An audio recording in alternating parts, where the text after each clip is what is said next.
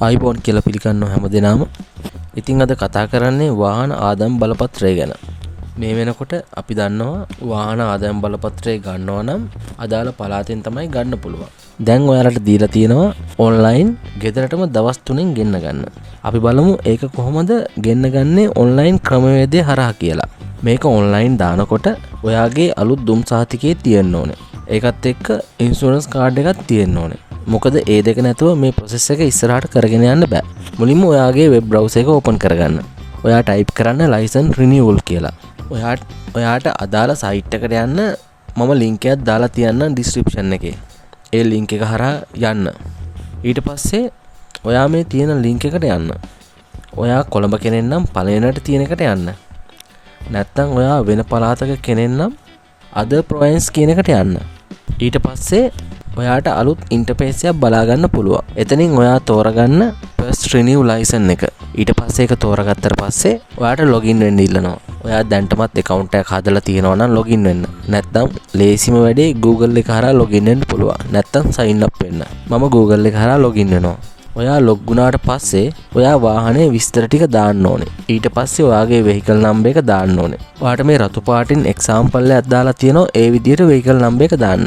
ඊට පස්සේ අහනවා chassis number එක. ඔයාට ඒක බලා ගන්න පුළුවන් ඔයාගේ පොතෙන්. එහෙමත් නැත්නම් දුම් සාතිකයෙන් බලා ගන්න පුළුවන්. ඔයා chassis number එක දෙනකොට ඔයාගේ number එකේ අන්තිම ඉලක්කම් 6 තමයි දෙන්න ඕනේ. ඊට පස්සේ ඒ ටික දාලා ඊළඟ එකට යනකොට එතන වාහනේ රෙජිස්ටර් වෙලා තියෙන කෙනාගේ නම, එයාගේ ඇඩ්‍රස් එක, පළාත, ඉන්ෂුරන්ස් කාඩ් එක වගේම දුම් සහතිකේ ඒ දේවල් ටික ඔයාලට බලා ගන්න පුළුවන්. ඊට පස්සේ ඔයාලට මෙතන ඉන්ෂුරන්ස් කාඩ් එකේ දුම් සහතිකේ දෙකම අරගෙන තියෙනවා නම් ඔයාට මෙතන වැලිඩ් කියලා පෙන්නනවා. ඊට පස්සේ පල්ලෙහෙන් ඔයාට පෙන්නනවා කන්ෆර්ම් කරන්න. ඉතින් උඩ තියෙන විස්තර ටික හරිනම් ඔයාට කන්ෆර්ම් කරන්න දෙනවා. ඊට පස්සේ ඊළඟ අහනවා ඔයාගේ මොබයිල් නම්බර් එක. ඊට පස්සේ අහනවා මේක ඩිලිවර් කරන්නේ කොහොමද කියලා. ඔයා දෙන රෙජිස්ටර් පෝස්ට්. ඔයාගේ ආදායම් බලපත්‍රයේ තියෙන ඇඩ්‍රස් එකට තමයි ඔයාට ආදායම් බලපත්‍රය එන්නේ. ඊට පස්සේ ඔයාට පෙන්නනවා පේමන්ට් කරන්න ඕනේ කොච්චරක්ද කියලා. ඔයාට ලයිසන් එකට ගෙවන්න ඕනේ ගාණ මෙතන පෙන්නනවා. ඒ වගේම දඩ තියෙනවා නම් ඒවත් ඔයාට මෙතන පෙන්නනවා. ඊට පස්සේ ඔයා කන්ටිනියු කියන එක ක්ලික් කරන්න. ඊට පස්සේ ඔයාට තියෙන්නේ සල්ලි ගෙවන එක. ඔයාට ඒකට විනාඩි 10යි තියෙන්නේ. ඔයා විනාඩි 10 ඇතුළත ඔයාගේ කාඩ් එකේ විස්තර ටික දාලා මේක සබ්මිට් කරන්න ඕන.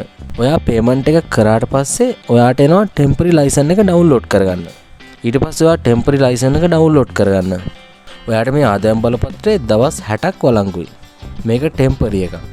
ඔයාට ඊමේල් එකකුත් ඇවිල්ලා ඇති. ඒකෙන් උනත් ඔයාට ගිහින් ඩවුන්ලෝඩ් කරගන්න පුළුවන්. ඊට පස්සේ ඔයාගේ ඔරිජිනල් ආදායම් බලපත්‍රයේ රෙජිස්ටර් පෝස්ට් එකෙන් ඔයාට දවස් 3ක් හෝ 5ක් ඇතුළත ගෙදරට එනවා. ඔයාගේ ආදායම් බලපත්‍රයේ තියෙන ලිපිණයට තමයි යන්නේ. ඉතින් මේ ටික තමයි ඔයාලට කියන්න තියෙන්නේ. මේ විදිහට කරන්න. ඔයාගේ ආදායම් බලපත්‍රය ඔයාට ගෙදරටම ගෙන්න ගන්න පුළුවන්. මේ ගැන මොනවා හරි අවුලක් තියෙනවා නම් යටින් කමෙන්ට් එකක් දාන්න. ඉතින් අදට වීඩියෝ එක ඉවරයි. මතක ඇතුව channel එක subscribe කරන්න. වීඩියෝ එක හොඳයි නම් තව කෙනෙක්ට බලන්න ෂෙයා කරන්න. එහෙනම් ගිහින් එන්නම්. හැමෝටම ජය වේවා.